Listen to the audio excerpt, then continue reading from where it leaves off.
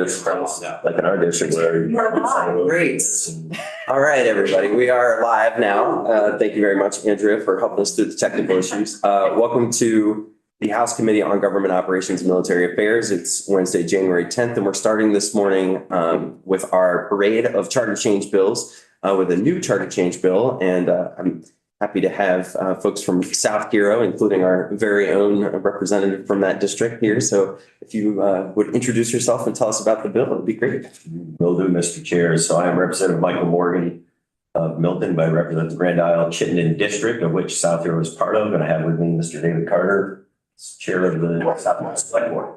And we're here to talk about this. I don't know if I use the word arduous. Maybe it's been a spell to get through this, to get to this point for this charter. And he's going to talk more at length on that. But essentially, it's very straightforward in our humble opinions to authorize the town to adopt a local option tax and to have the ability to appoint a town auditor and a town administrator. While Tucker was doing the review on it for us in the off session leading up to getting this put together, just one thing that David and I were talking about is that he had suggested that the addition, even though, albeit at the moment, pretty much non-existent, of rooms in under the local option tax components, in addition to meals and alcoholic beverages. And then the last thing I'll say, and then turn it over to David, is that it does have a severability clause in there. So if any components of this go away, that the rest of the bill or the charter still prevails. So I won't say anything more than that, and I'll let him get into some of the nuts and bolts of their timeline, how they got there, and where he feels they stand with it. Good morning. I'm David Clinton Carter from South Hero. I'm the chairman of the select board. I want to appreciate you having me here today because you have lights and heat, which I didn't have this morning. That helps. South Hero, as many of you probably have come to visit on occasion, is a wonderful destination, now a tourist town. We have in town 10 venues that sell food. 3 of them are seasonal, 7 are year-round venues that sell food, and 7 venues that also sell alcoholic beverages. We're also in the process of getting a parcel of land donated to the town as a town park. And we've been looking at resources and revenue streams to help support the cost of maintaining a park. And we're trying to restore an 1816 Old Town meeting house also. And we need a revenue stream to support that. We get quite a few cyclists that come up from Burlington on the bike ferry, come to town. And as you probably also know, that the Grand Isle Ferry in Grand Isle serves well over 1 million vehicles a year that streams through South Hero. So we have several million vehicles that go through South Hero every year. So we looked at the local option tax a couple of years ago to say, this is what we could have, a 10% tax on meals and alcohol and generate some revenue. Some of the rough numbers that we've come up with with the tax department and talking with local restaurants and vendors, we could probably generate at least $40,000 for South Hero with this local option alcohol and meals tax. That certainly for a small town like South Hero is very helpful. So we put out to a vote in 2022, almost 2 years ago, the option for a local option tax. And that local option tax passed with 289 yes and 389 yes, 209 no, and 15 blank. So it was almost over 60%, close to 65% approval on that. That was pretty overwhelming. And we went to the tax department and said, can you now implement it? And the initial response was, oh, of course we can implement it. Oh, wait a minute. Back in 1997, a law was enacted. The statute allowed towns with a school tax rate below $1.10 per hundred to automatically enact a local option tax. South Hero had a tax rate at 106. but that wasn't the equalized tax rate. The equalized tax rate for South Hero was $1.12. And so we were 2 cents above. So South Hero didn't qualify to enact a local option tax without a charter.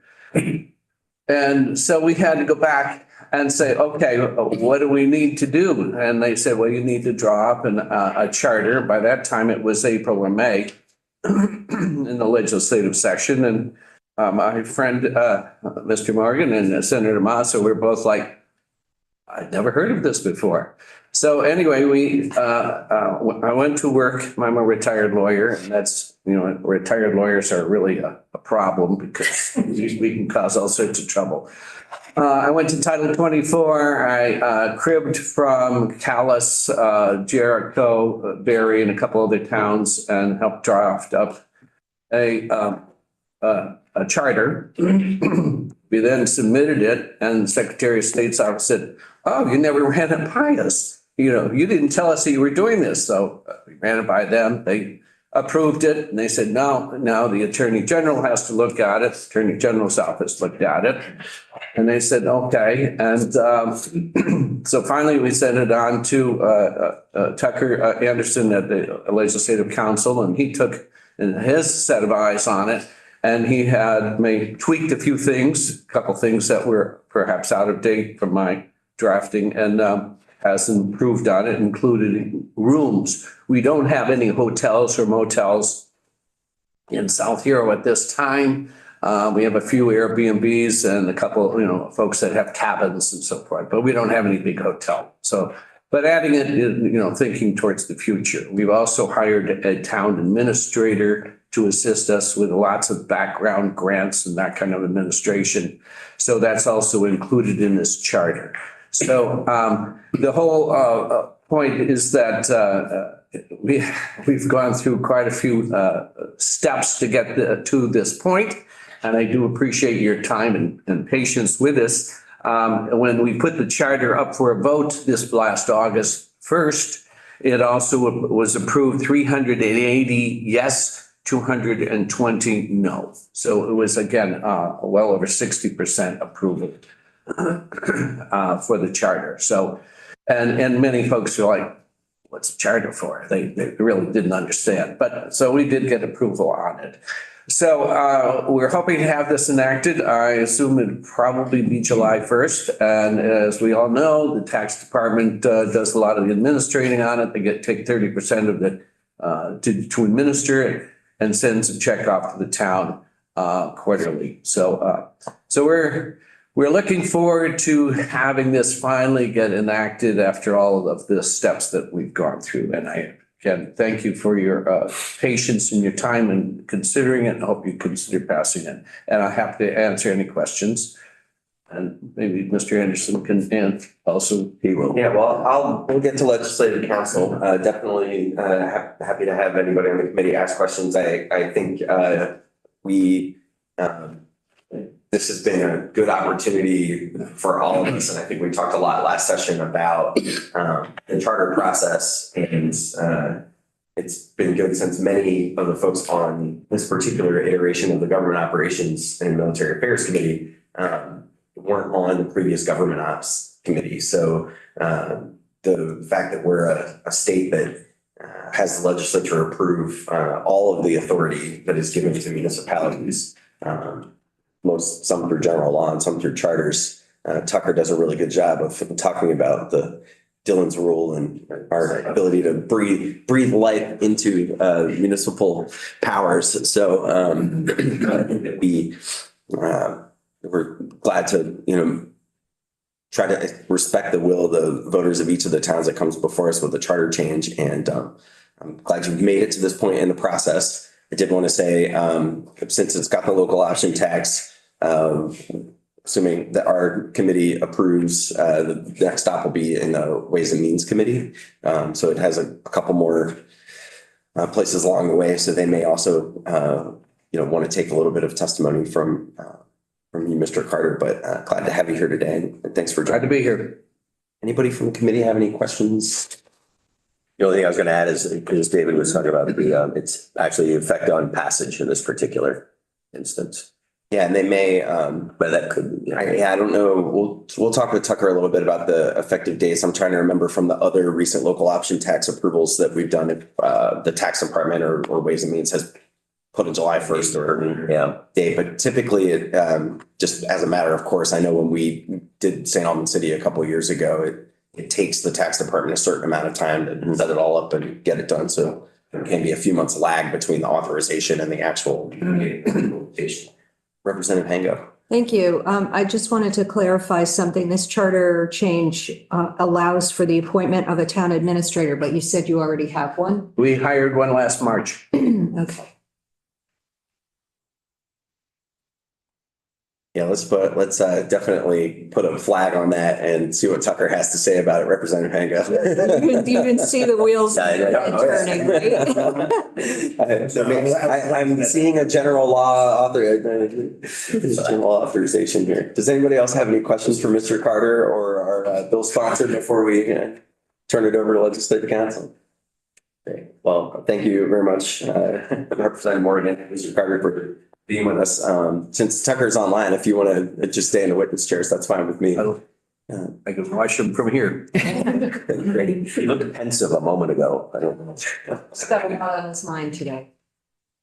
Mhm.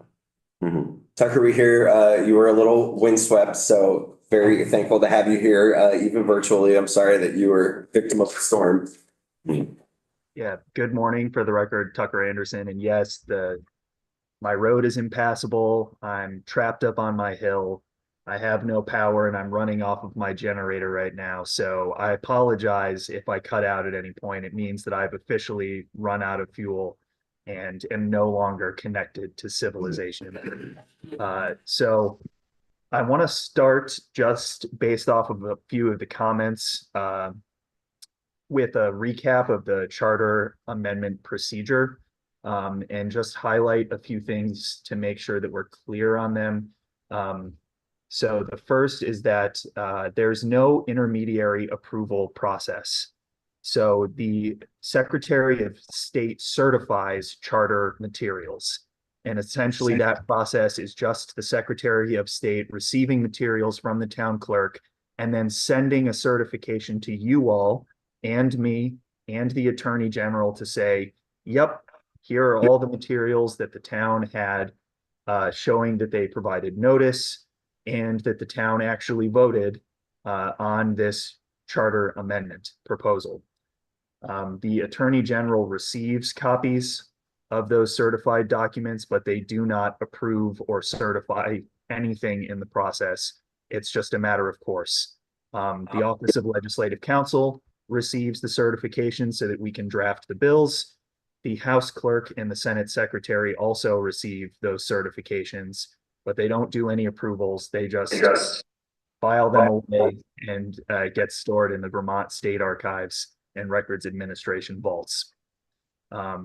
You all are the arbiters of whether the process was followed and whether this gets codified in Title 24 Appendix. Okay. Jumping into H554, and I'm going to start in section 2 to save time here and move right through section 1 to say that this is very similar to what you see in many charter adoption proposals, an explanation that the corporate existence of the municipality is retained and that the municipality exists with its current inhabitants. Section 2 is a statement of general law that the elected offices in the town of South Hero, except as otherwise specified in the charter, are the same as those in general law, and that they shall be elected by Australian ballot. In section 3, we have a specific list of appointed officers under the charter. These will include the delinquent tax collector and 3 town listers. Subsection B in that section, and we're on page 3 now, states that the select board shall adopt and revise statements of qualifications and job descriptions necessary for fulfilling these town offices. And that they have an appointment power that includes the power to appoint the candidate who, in the select board's best judgment, meets the qualifications for these offices, giving due consideration to the individuals who've expressed a commitment to serving the best interests of the town. Subsection C allows the select board to adopt a job description for the position of town administrator and grant specific authority for the town to appoint that town administrator. There is a clause at the end of this subsection that states that that town administrator shall not simultaneously hold an elected office within the town. So they have a conflict provision at the end of that subsection. The bottom of the page in section 4, the town has a specific section governing the position of town auditor. It provides the select board with the authority to annually appoint a town auditor who shall perform the duties assigned to town auditors by general law. It states that the town auditor need not be a resident or voter of South Hero, and that they shall serve at the pleasure of the select board. The last sentence in this section requires that every 3 years, at most, the select board shall contract with a public accountant who is licensed by the state to perform a financial audit of all the funds of the town.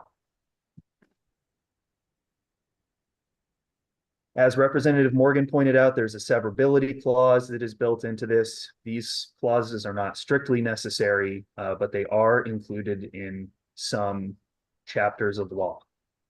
And South Hero has included one here.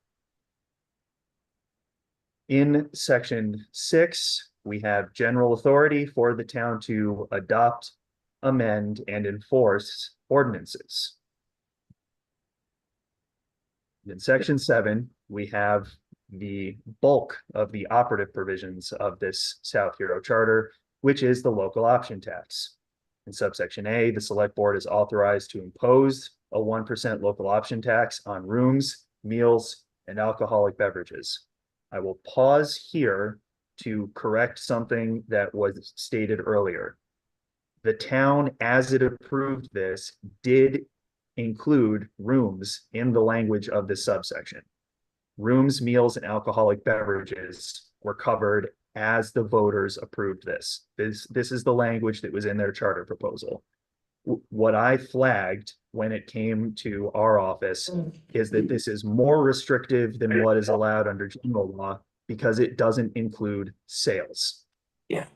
And I didn't know if that was intentional because sales tax at the local level is what drives most of the local option tax revenue because of online sales. So I didn't know if it was something that was inadvertently left out of the town's proposal.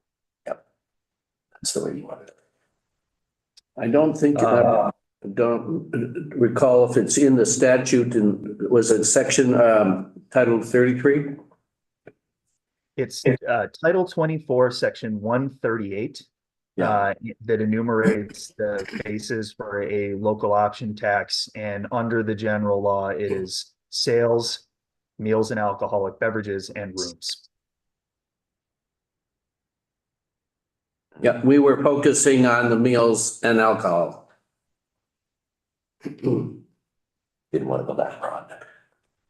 If we can include sales, we can do that, but at this, that was not our original objective. Yeah, so I guess the question that I think most of us on the committee would want to know, Mr. Carter, is whether or not the voters, when they approved this charter, It was not included. It was not, sales was not included. So this as written, and that would not preclude you from putting, adding sales later, having the voters vote on that and coming back to us to amend the charter. right? But this does, the language here reflects what the voters voted. Right. Okay, great. Thank you.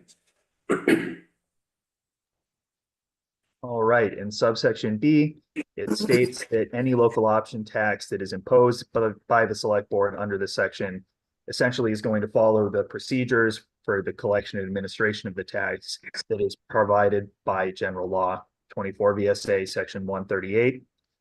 It was discussed earlier. Under that section, there's a requirement for 90 days notice to the Department of Taxes before the tax is administered. It is my understanding that the Department of Taxes actually tracks the charters with local option taxes that are coming through the General Assembly and take that into account as part of that 90-day notice. They really need the 90-day notice if it's going to be adopted under general law, because they need to build out to be able to start accounting, for example, for online sales. In this instance, they are getting essentially notice through the charter process that this is going to be imposed. Tucker, are there other municipalities that have the alcohol, rooms and meals, but not the sales tax? Yes, there are a mixture of municipalities that apply taxes differently. I think one of the more recent ones is Elmore, and Elmore actually only applies as local option tax to rooms, as an example of a municipality that has a unique local option tax. I'm personally okay with our colleagues at Ways and Means thinking about working through the logistics with the department, but that's, just wanted to make sure we weren't doing anything totally novel here without me giving, our colleagues a heads up, but I seem to recall there being a sort of a à la carte approach to local option tax in some of the other charters we've seen. Yeah, thank you for the catch, Tucker, on the misspeaking on the room piece. I'm glad you caught that, I missed what you'd flagged earlier, but thank you. So, because we had a different recollection this morning, but your memory's better than ours. Tucker, It's go just ahead. that when you were testifying, I pulled up the ballot and took a look at it and was like, it's definitely there. Yeah, no, thank you for that catch. I had a crib sheet. I was cheating. Never claimed to be the smartest guy in the room. On the auditor provision in section 4, Tucker, how much of a deviation is that from the audit requirements that municipalities have in general law?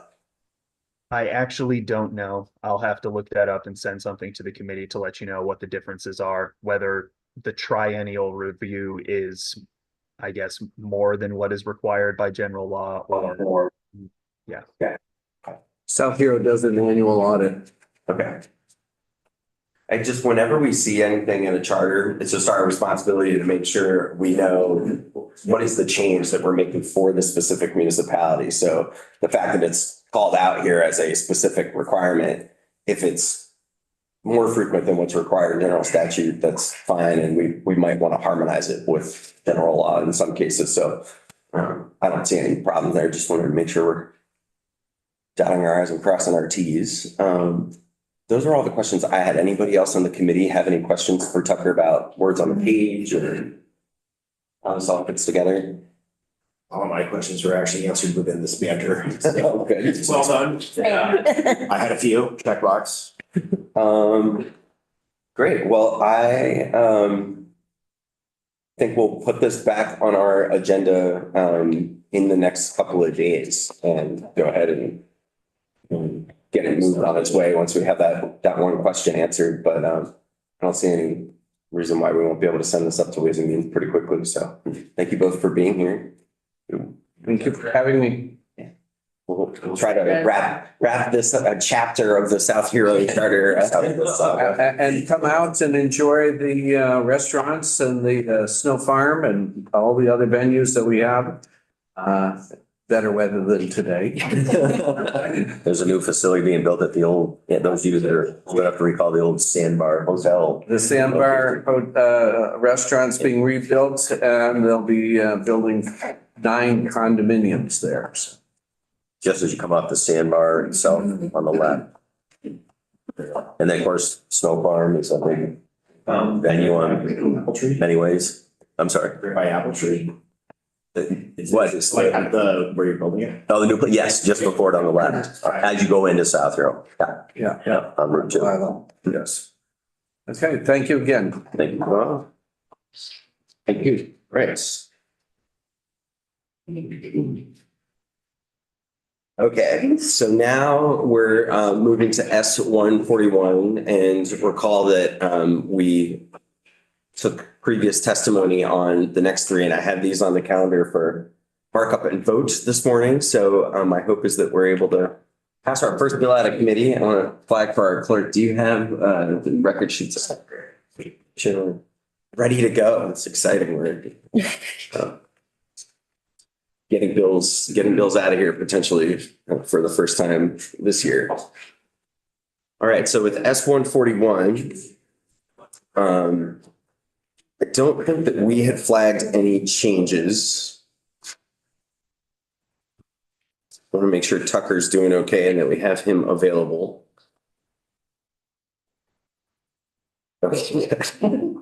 I really appreciate you working today. I'm Poor Tucker. working off a generator. I did offer to drive him more gas. Oh, man. You know, this is, we help each other out in Vermont. That's what we do. We had to keep you running, but. We will not leave you stranded, Tucker. Although he did say the road was impassable. I'm not sure it's impassable for your truck. I can get it to the down tree. That's blocking the road. The tractor to the down tree, we're good. We get beta out there. Little beta. All right, so we took some testimony on S-141. We are essentially officially acknowledging the existence of this existing Fairfax Fire District Number 1. Are there any remaining questions before we move this thing along? All right, I'm not seeing any hands. I want to welcome Senator Renner. Do you have any final words before we? No, I'll keep this moving. You're the hallway people for the vote? Yes, Yes. if you could let them know we're gonna.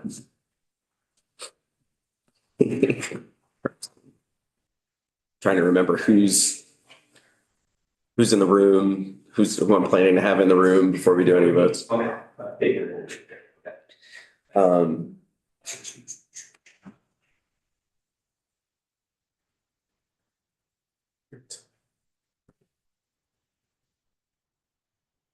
Just waiting for a couple of our committee members to come here so we can have a very robust vote before.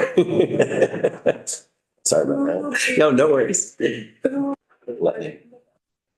Oh, that's a great question. So as we're convening here, is there anybody who would like to report on this really controversial bill? Hasn't had an opportunity to get out on the floor yet this year. I can do it.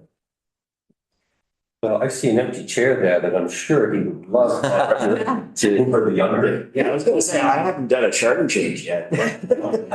Oh, hey, all right. You've been running and gunning with all of them. I'll take this one. Go for it. Vice Chair. All right, I like that. I will, we'll go with seniority here since that represents our esteemed vice chair and volunteer. So Trying to run dossier. Yeah, my CV. There are going to be many opportunities here, so thank you very much. Fire districts are stacked. My heart is not broken. Oh, and I thought you might want to report your own charter, assuming we get that one off and running. So, great. I wanted to acknowledge for Representative Higley, since he's remote, you have the opportunity, if you want to use one of your 3 remote votes, to do that today. You also do not have to vote. That's only the 3 for anything that's not COVID. Right. Oh, exactly. Yes. So because COVID. thank you for reminding me of that. Yep. Oh, I guess I didn't. Yep, So totally. You get unlimited. Unlimited with votes? COVID. So thank you very much for reminding me of that. So you don't have to go into the well of those votes Of your Representative three. Higley to for us to record your vote. And does the clerk note that on the sheet? So there's a record of That's what I was that? just gonna ask, because I have a non-COVID remote voting tracker from the speaker's office. So you But don't- wondering if I should note it on the record of action for the bill that's still a remote vote. Probably you should know it's a remote vote. Yeah, I think, but make it very clear if you do make that note in the margin that it's a COVID vote and it does not count against They that. probably should That's have what I had did that last, on there. last session, once I. Yeah, the rules were still up in the air until a couple days ago, so we're all adjusting to the continuation of that, but that's a good flag. Representative Hango will ask the speaker's office if they want to instruct the clerk to make a spot for that. But you feel comfortable with that, Lucy? Okay, good. So I would entertain a motion that we, go ahead, Representative Higley. No, I just want a little bit of a clarification. I'm listening to some of the discussion, but I'm under the assumption that this vote, if I vote, and it's not controversial, won't do away with my voting requirements, other COVID issue. Okay. No, we confirmed, and Representative Chase reminded me that if you have a confirmed COVID case, that you do not have to use one of your 3 votes. Those 3 votes are only for things that are not COVID. If you have COVID, then you can Okay, thanks. vote without dipping into that well. I'll be happy to vote on this charter change. So with that, I would entertain a motion to accept or find S-141 favorable. So moved. I will take that as Representative Cooper moves that we find S-141 favorable. Is there any further discussion? Seeing none, the clerk shall commence to call a roll. Representative Byram, Yes. Representative Boyden, yes. Representative Hango, Yes, Representative Morgan, Yes. Representative Cooper Burlington, Yes. Representative Markey, Yes. Representative Chase, Yes. Representative Waters Evans, Yes. Representative Cooper Randolph, Representative Nugent, Yes. Representative Higley, Yes, Representative McCarthy, Yes. 11-0-1. Great. 11-0. Okay, so shall we get 12? Yeah, we're still first class. I believe that we are doing this through attestation, not needing to do any Board formal episodes, four across the confirmation. top. 3 times 4 is fundamentals, Hango. All right. A lot seems So Representative Byron, just a reminder that Ready. assuming that the clerk doesn't find this needs to go to appropriations or anything like that, which I don't believe it does not impact revenue to my knowledge of the state. So we would have this on notice tomorrow and it would be up for action on Friday. Yes, and an email to the clerk. Yes. Great. All right, we got our first one done. Senator Renner, you got the benefit of our first vote. I hope that's helpful to your fire districts. It's fun. Let's do that again. Great. So now we're going to turn our attention to H516, an act relating to approval of amendments to the charter of the city of Essex Junction. We'll pull that one up.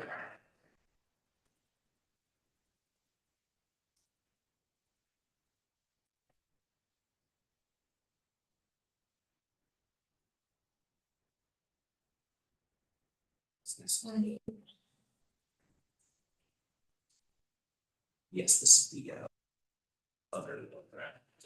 Yeah, so we did not ask legislative council to make a committee amendment or present anything different on after our walkthrough. Yeah.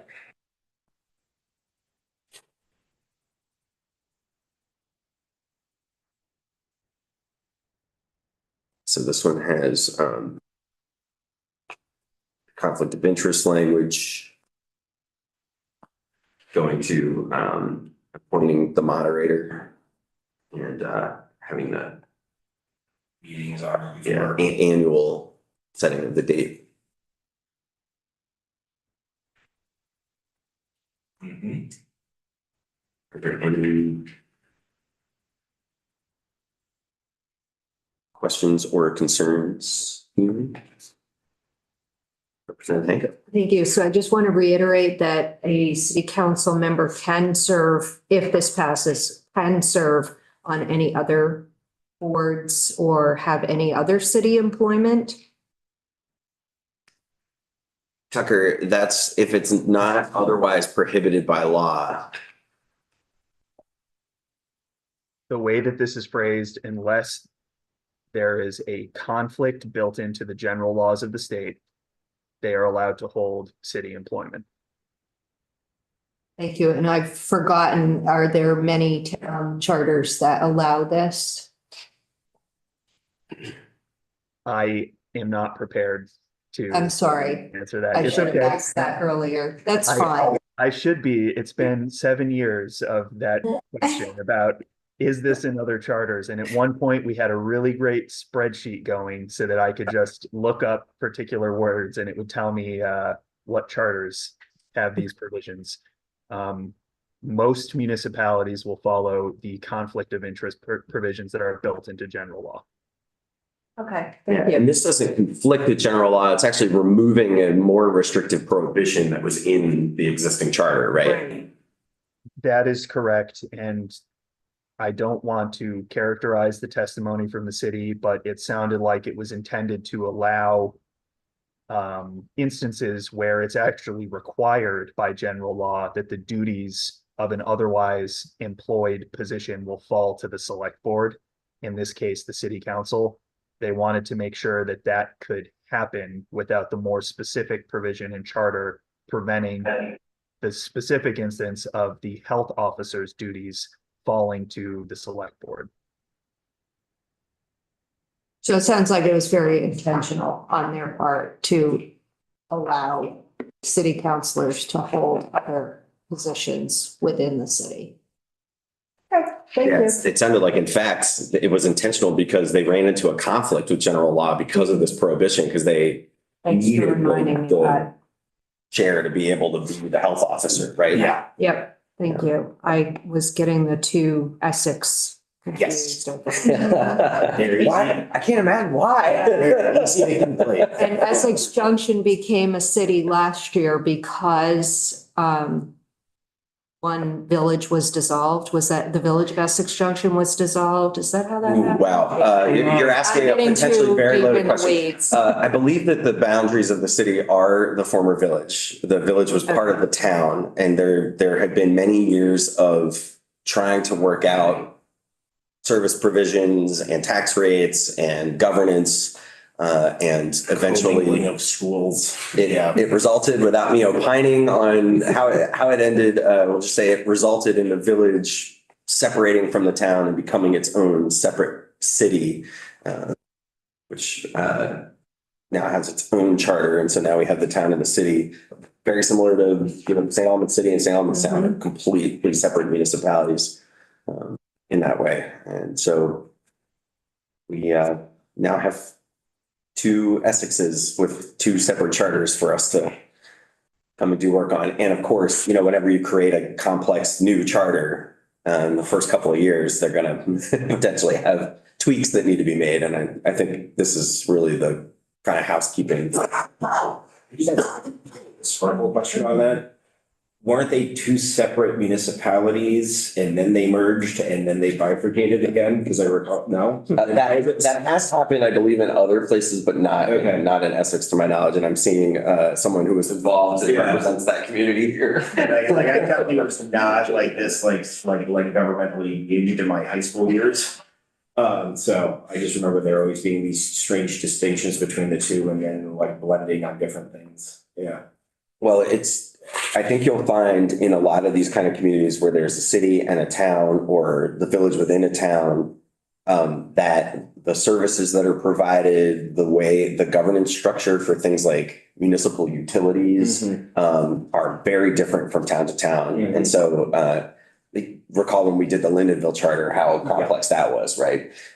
So, when you start to think about why are there these distinct geographical political entities that are separate from just the town, a lot of times it's because they have, a specific utility, water, sewer, power, or some other service that they want to have in that area that's different from the whole town. You get different tax rates, different governance.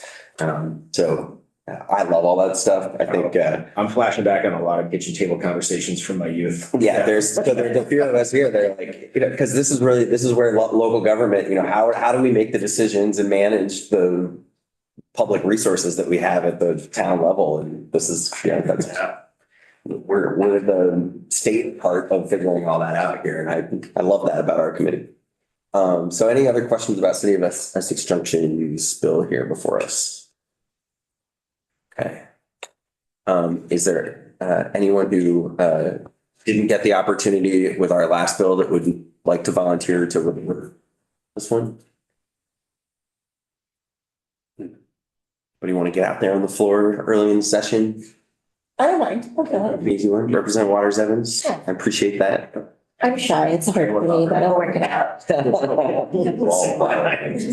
think it's good to spread it around a little bit too, especially if, you never know if something happens over in the Senate and they want to change something. So. All right, I would entertain a motion to move H516. So moved. So Representative Morgan has moved that we find H516 favorable. Is there any further discussion? Clerk shall commence call roll. Representative Byram, Yes. Representative Boyden, yes. Representative Hanger, Yes. Representative Morgan, Yes. Representative Cooper Burlington, Representative Murphy, Yes. Representative Chase, Yes. Representative Waters Evans, Yes. Representative Cooper, Randolph, Representative Nugent, Yes. Representative Higley, Yes, Representative McCarthy, Yes. 11-0-1. Right, 2 down. All right, and I believe we have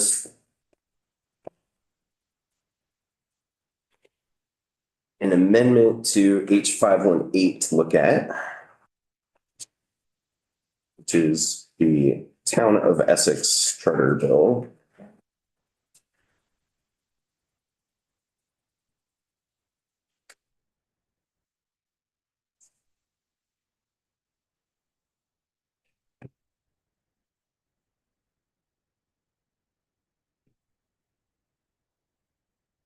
So Tucker, this one's draft 1.1 dated yesterday.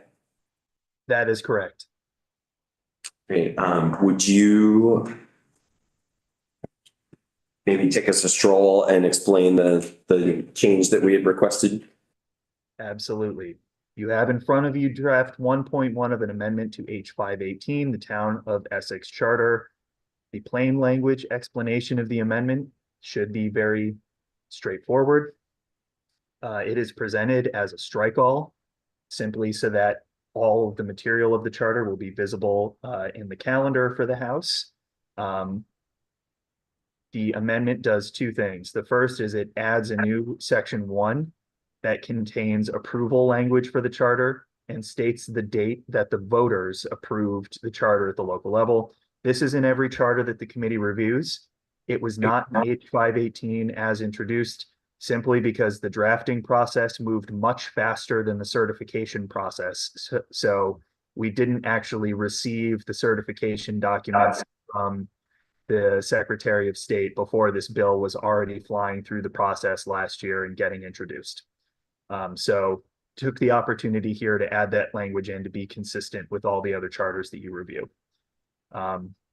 The other thing that the amendment does is it removes the proposal for the just cause eviction authority that was going to be given to the select board of the town in their ordinance provisions.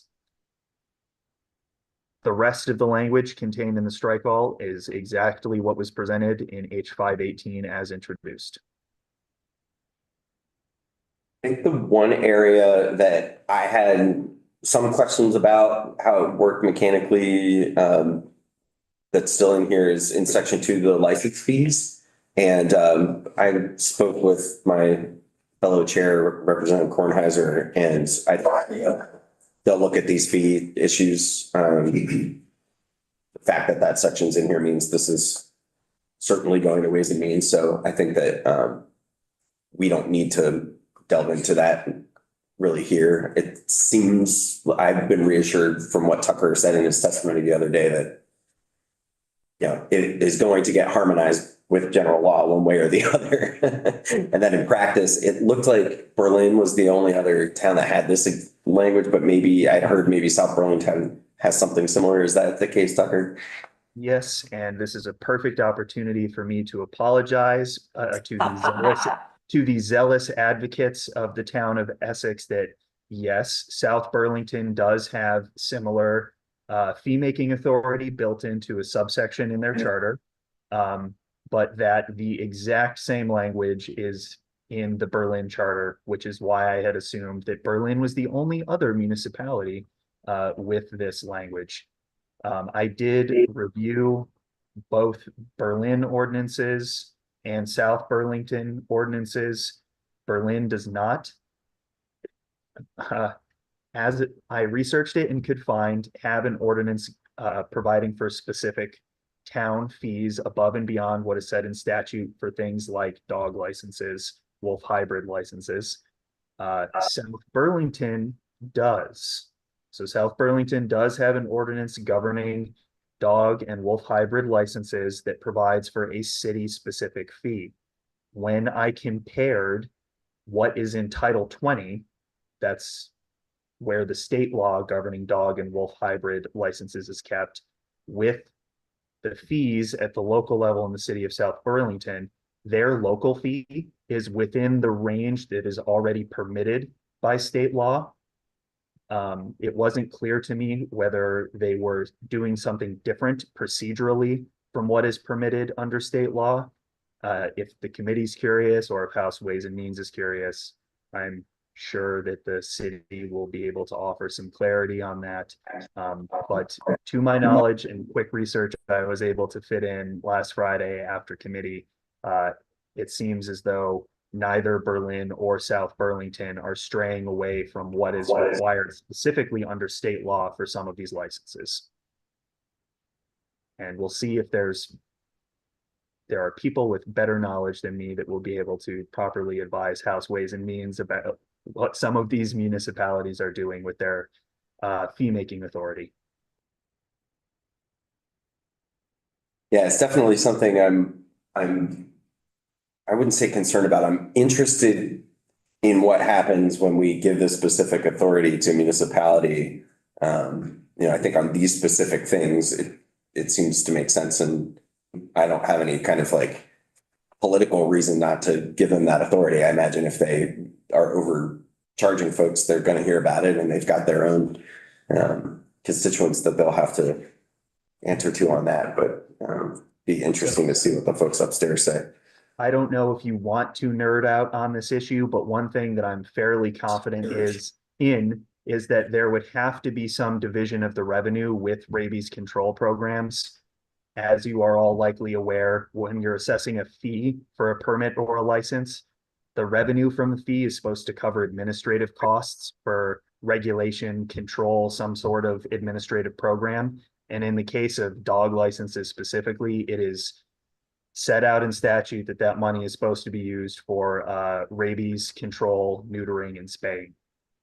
So even if a town were to adopt under their charter specific authority an increased dog license fee, it should be covering some sort of program related to the regulation of dogs and wolf hybrids, specifically rabies and neuter and spay programs. Representative Hooper. Thank you, Mr. Chairman. Tucker, there's no back door here in the context of the fee to get to a point where they've effectively raised an associated tax. Like your fee shall include X amount plus 7% of your gross sales. There should not be a backdoor to using fees to create special taxes. There needs to be specifically delegated authority to have a tax. And when a fee is used to raise general revenue, that can trigger some constitutional analysis about whether this is a disproportionate tax being applied to a special group of taxpayers for a general purpose, which is a proportionality clause issue. And I can send materials to the committee if you're interested about instances where special taxes, special assessments, or fees are used for essentially ad valorem purposes. Taking from a small group of taxpayers to pay for broader public purposes is generally discouraged. And the Supreme Court of Vermont in the early 20th century had a really great quote that is nothing more than common thievery to take from a small group of taxpayers to pay for broad public purposes. Thank you. All right, any other question about this? I think I was satisfied on the recall portion that is similar and has a high enough threshold that it won't be used casually. I worry a little bit about those recall provisions, but we have granted them to other towns in a similar way, and I think that this is reasonably structured, so I'm okay with that. But I don't know if anybody else has any last words on that before we move this. I'll go ahead, Representative Hanko. Not on that subject, but on the charter, I want to thank you for recognizing that several of us had concerns about the just cause eviction clause, and we're pleased that you were asking to remove that for now for our consideration. Yeah, I want to, maybe while we're on that, Representative Hanko, I appreciate you bringing that up. So some of us who were on GovOps a couple of years ago, we worked on just cause eviction policy. I know there are a couple of bills with Burlington and Winooski to try to take that issue back up again. There are other towns that are considering just cause eviction policies. I'm also cognizant of the fact that we're in a market where there's very little available housing, both in the rental and ownership markets, and that there's a lot of strain on both the landlord community and the tenant folks. And I have enormous sympathy and a desire to do more about that. One of the things that I think we're going to all be asked to weigh in on is permitting reform and trying to get more housing built. We've invested a lot in trying to get more housing built as a state in the last couple of budgets. And these issues about just cause eviction are, I think, an open conversation. I think that what I heard loud and clear from the town of Essex was they didn't want these other provisions, which are important to them, to be caught up in the politics of the just cause eviction piece. And so while I think some of us on this committee would like to move some policies like just cause eviction forward, that we didn't want it to be the anchor that holds up this particular charter bill. And that we've got a lot of work to do in order to both make sure that, tenants are treated fairly and that this hot market doesn't allow landlords to, sort of push people out of their homes, essentially. And we also need, when people do things as tenants that violate leases or create danger, that we actually have the resources and the systems in place to process those cases in a timely way and not leave, especially smaller landlords, really, in trouble with, back rent that goes on and on and on. So those policy questions for the state are more for our general and housing committee and not here. And that also is another reason why I think for the time being, given that all of these are open questions, that it makes sense for us to move the rest of this forward and to park the just cause eviction policy for the time being. But I just wanted to acknowledge that this is a big, hairy, complex question that has really legitimate people speaking on both sides. Byron and I are well aware because we sat on general housing for 4 years. Many hours engaged in Yes. that conversation. Yes. So. I wouldn't want anybody at home thinking that we didn't think just cause eviction was something worthy of. Or that we're Yeah. missing it, yeah, Yes. It's just a bigger, just from the broader, charter discussion. much bigger conversation beyond this particular. Thank you. Great. I think everything else in here was fairly technical. I will thank Tucker once again for that reorganization language. The redesignation in section 3, that is a thorny web, and I will admit, I don't think anybody on this committee tried to connect all the dots. I was sort of envisioning you with like some giant cork board and all those strings, like the conspiracy theory thing, trying to figure out where everything was supposed to go. Yes, lots of red string, a half-burned cigarette hanging off. I'm holding my head. Oh, man. Sounds like me in the beginning of May. And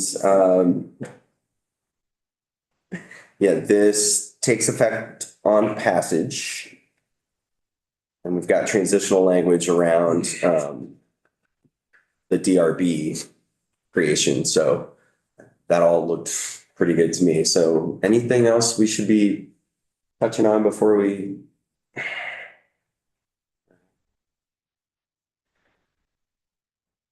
Is there anyone who wants to take on, this is a little bit more of a project probably for a report than the other two that we just voted on. Is there anybody who wants to volunteer for this one? It would be Friday. Yes, it would be Friday.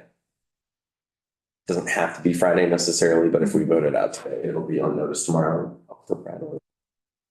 This doesn't keep it ways. Oh, sorry, this one. Yeah, You're exactly right. Yeah. So yes, there'll be another Tuesday, Wednesday. Well, it's assuming that Yeah, was. whatever they do, yeah. There's Thanks a for longer, that. there's no longer a way on this one. Too many bills in front of me this morning. I just said that the license piece needs to go to ways and means. So yes, we have time on this. So Representative Boyd, with, especially with the extra time. Okay, great. So with our fabulous clerk as the reporter of the bill, unless anybody's got anything else, I would entertain a motion to find this favorable. Draft 1.1, that is. Representative Cooper has moved that we find the draft 1.1 of H 518, our strike all amendment, favorable. Is there any further discussion? Not, the clerk shall commence call roll. Representative Byram, Yes. Representative Boyden, yes. Representative Hango. Yes. Representative Morgan. Yes. Representative Cooper of Burlington. Yeah. Representative Murphy. Yes. Representative Chase. Yes. Representative Warren Evans. Yes. Representative Cooper of Randolph. Representative Nugent. Yes. Representative Higley. Yes, Representative McCarthy. Yes. 11-0-1. Right. Well, we were very efficient this morning. So committee members, we have some folks coming in to do short introductions of bills. That will start at 10:45. With Representative Sebelius. So we can take a good long break here of 39 or 38 minutes and come back to hear those bills at 10:45. Okay. So we'll adjourn and go off live until then. See you at 10:45, Representative Higley.